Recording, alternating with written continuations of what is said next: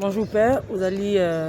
moto oyo ya liboso to kuti na tango awa oyo yo moko pe ezali témoin oculaire nini penza okoki koyebisa na baimboka to bakongomani surtout bao baza libanda mboka bakoyeba te balobaki élection ekosalama te balobaki élection ekosalama au finish est-ce que élection ezosalama na mokuse ebandi naza sikoyo na Kinshasa na centre Gombe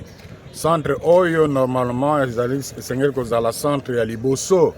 na ndenge ya kobongisa makambo baobservateur na biso bakomaki avant 6 heures nga moko nayaki na 7 heures ti sikoyo bureau de vote ebandi nanu mosala te natuni tobana ngonga nini balobi bazali kozela technicien ya machine il semble ayo ezali na 3 centres il semble que bazalaka na technicien moko il faut aleka na bacentre wana eza na babureau nyonso toyebi ntango ekobanda te alors yango wana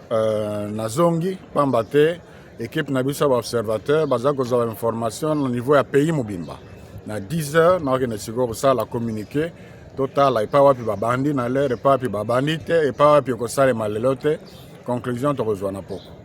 ndenge nini okoki kokitisa baimboka mitema oyo bazali kolobaki bakobima mokolo lelo te esengeli batia baprovision na ndako bamosusu balobi ke bamonaki basoda na butu kotambola est ce que mbilinga ezali soki nalobi boloba songisongi na suki wana